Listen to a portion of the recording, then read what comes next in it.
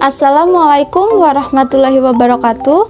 Perkenalkan, nama saya Dini Mar'ah Hanifah dengan nomor induk mahasiswa 202100111 kelas B1 non reguler Prodi Pendidikan Bahasa dan Sastra Indonesia IKIP Siliwangi. Tujuan pembuatan video ini guna memenuhi tugas akhir mata kuliah Teori Belajar Bahasa dengan dosen pengampu Bapak Dr. Dede Abdurrahman MPD.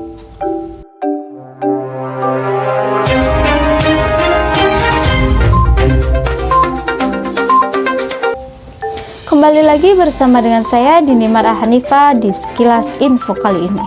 Di sini saya akan membahas mengenai kegiatan P5 SMK Kian Santang Bandung, di mana guru SMK Kian Santang Bandung melakukan kegiatan P5 atau proyek penguatan profil pelajar Pancasila di SMK Kian Santang Bandung pada Jumat 28 Oktober 2022 yang diikuti oleh siswa kelas 10 dan gabungan beberapa guru mata pelajaran, yaitu guru bahasa Indonesia, guru bahasa Inggris, guru matematika, guru kewirausahaan, dan guru PPKN.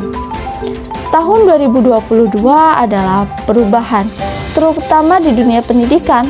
Setelah 2 tahun pandemi, pemerintah mengenalkan dan menyosialisasikan adanya kurikulum merdeka sejak awal 2022. Kurikulum Merdeka Belajar memiliki tujuan menciptakan pendidikan yang lebih menyenangkan bagi peserta didik dan guru. Hal tersebut diimplementasikan oleh guru SMK Kian Santang Bandung melalui kegiatan P5. Dengan lengkap, peserta didik diberikan singkong sebagai bahan pokok pengolahan makanan.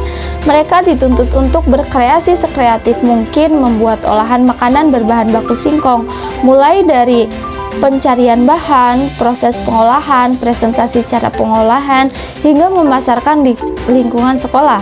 Hasil kreasi dari peserta didik bermacam-macam, seperti flash singkong Thailand, perkedel singkong, singkong keju, kue singkong rebus, puding singkong, kade dembas, cimol, dan masih banyak lagi. Kurikulum Merdeka sudah mulai diimplementasikan mulai tahun pelajaran 2022 hingga 2023.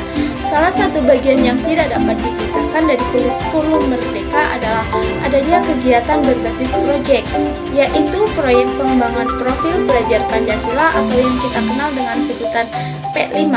Berdasarkan Permendikbudristek nomor 56/M/2022, proyek penguatan profil pelajar Pancasila atau P5 merupakan kegiatan kokurikuler berbasis proyek yang dirancang menguatkan upaya pencapaian kompetensi dan karakter sesuai dengan profil pelajar Pancasila yang disusun berdasarkan standar kompetensi lulusan. Demikian sekilas info yang dapat saya sampaikan. Wassalamualaikum warahmatullahi wabarakatuh dan sampai jumpa.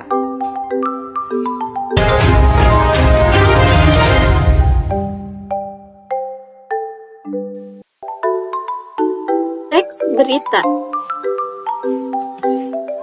Pengertian dari teks berita merupakan teks yang berisi segala peristiwa yang terjadi di dunia.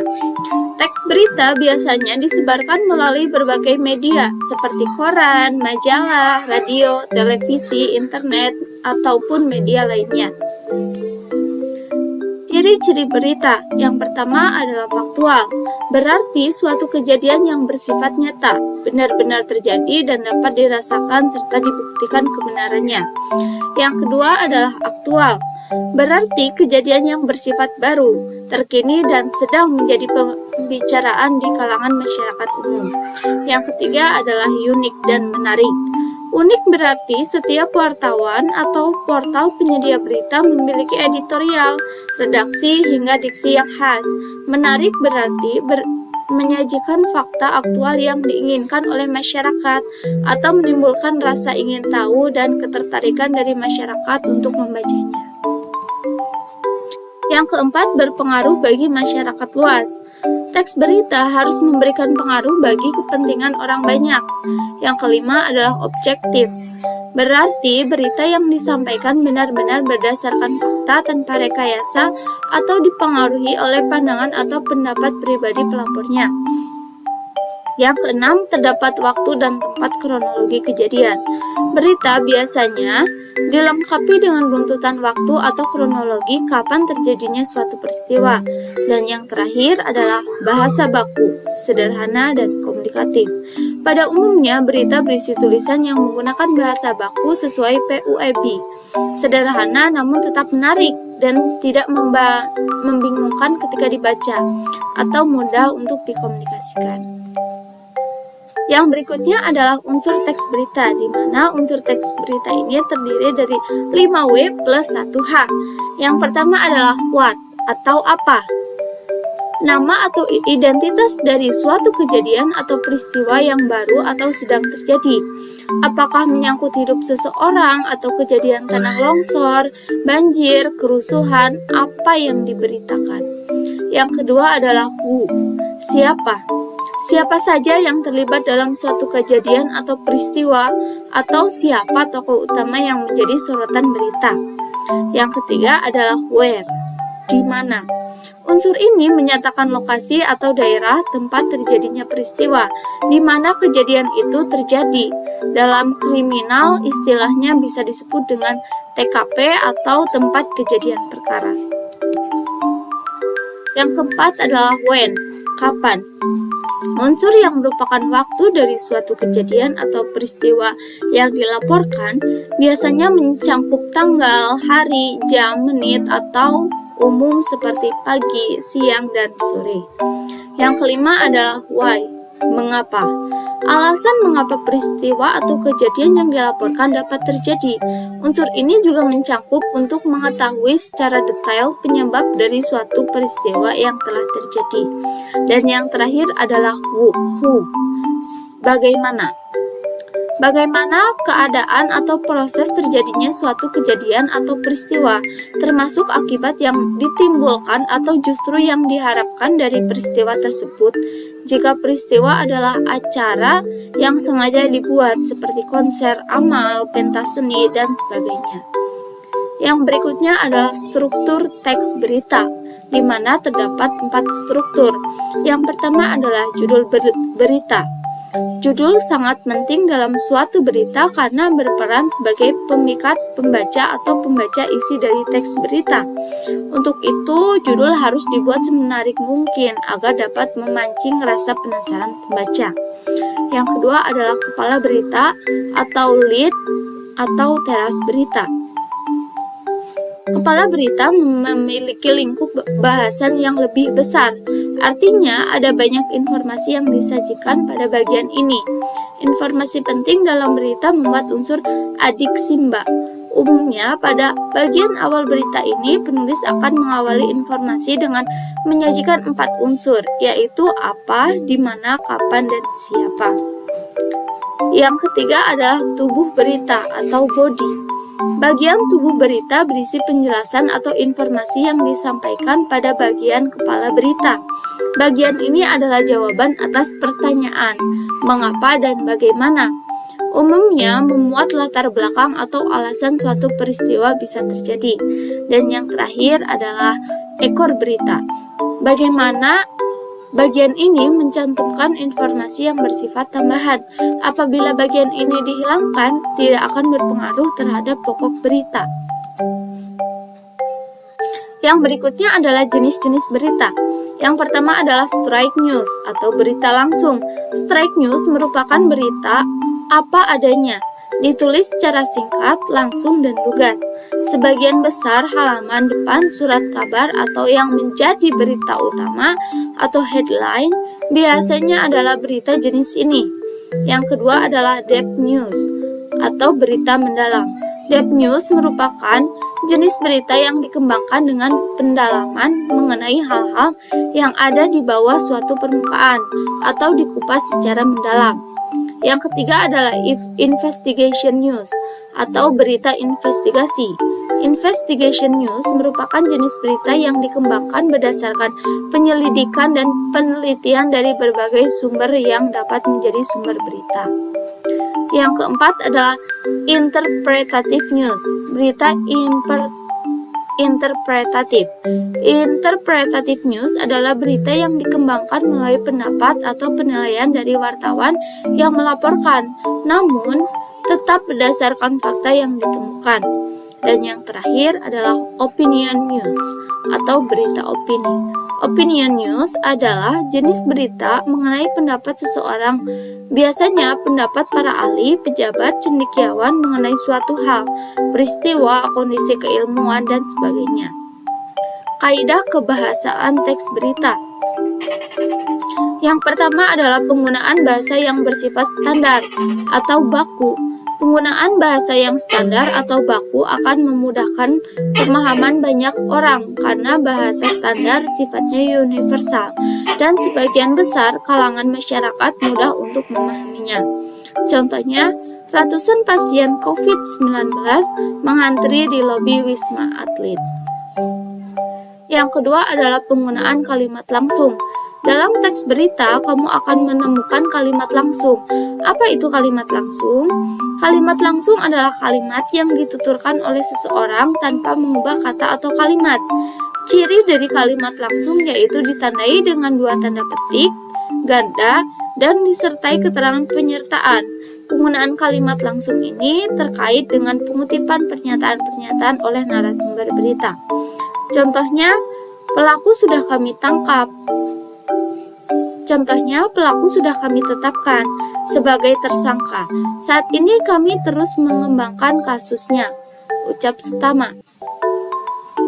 Yang ketiga adalah penggunaan kata kerja mental.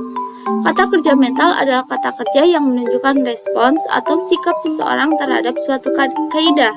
Kata kerja mental memiliki nama lain loh, yaitu kata verba mental. Sudah nggak bingung lagi kan? Contohnya adalah merasa tertipu, para korban lantas melapor ke polisi. Yang keempat adalah penggunaan fungsi keterangan waktu dan tempat. Pada teks berita, sudah pasti harus ada keterangan waktu dan tempat agar berita yang disampaikan dapat dimengerti dengan jelas dan pembaca dapat mengetahui di mana dan kapan tempat terjadinya hal tersebut. Contohnya, kata Kapolsek Winosari, Kompol Suotama saat dihubungi Minggu 8 Oktober 2017. Yang kelima adalah penggunaan konjungsi temporal.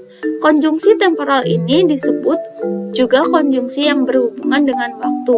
Contoh konjungsi temporal yaitu kemudian, sejak, setelah, awalnya, dan akhirnya.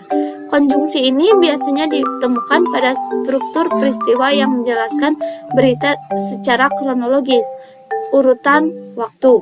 Contohnya, pelaku datang ke sekolahan, kemudian langsung bilang ke kepala sekolah untuk menyosialisasikan kupon wisata dan kuliner. Nah, berdasarkan berita yang telah disajikan pada awal video, berikut merupakan penggalan atau struktur dari teks berita. Yang pertama adalah judul berita, yaitu kegiatan P5 SMK Kian Santang Bandung. Sedangkan kepala berita yaitu dari guru SMK Kian Santang Bandung melakukan kegiatan P5 atau proyek penguatan profil pelajar Pancasila di SMK Kian Santang Bandung pada Jumat 28 Oktober 2022 yang diikuti oleh siswa kelas 10 dan gabungan beberapa guru mapel, yaitu bahasa Indonesia, bahasa Inggris, guru matematika, kewirausahaan, dan PPKN. Di mana berikutnya terdapat tubuh berita dan yang terakhir adalah ekor berita. Analisis profil Pancasila. Sebelumnya di sini profil pelajar Pancasila adalah pelajar Indonesia merupakan pelajar sepanjang hayat yang kompeten, berkarakter, dan berperilaku sesuai dengan nilai-nilai Pancasila. Berdasarkan berita yang telah saya sajikan pada awal video, terdapat beberapa nilai dari pelajar Pancasila. Yang pertama adalah berkebinekaan global, yang artinya siswa peserta didik melestarikan budaya Nusantara, yaitu dengan cara mengolah singkong. Yang berikutnya adalah gotong royong. Mengapa terdapat nilai gotong royong? Karena di sini setiap peserta didik dibuatkan kelompok untuk mencetuskan sebuah produk dari singkong tersebut.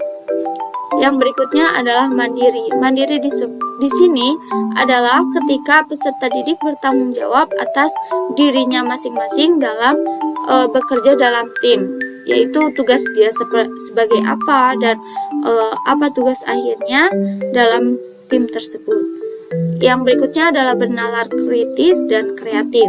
Yang maksudnya di sini adalah bagaimana dari bahan baku singkong dapat diolah menjadi hal-hal yang menarik dan membuat makanan yang milenial pada zaman saat ini, sehingga kemampuan bernalar kritis dan kreatif dari peserta didik di sini diuji dalam kegiatan P5 ini. Mungkin sekian yang dapat saya sampaikan. Apabila terdapat kesalahan dalam pemaparan dan penyampaiannya, saya mohon maaf. Wassalamualaikum warahmatullahi wabarakatuh.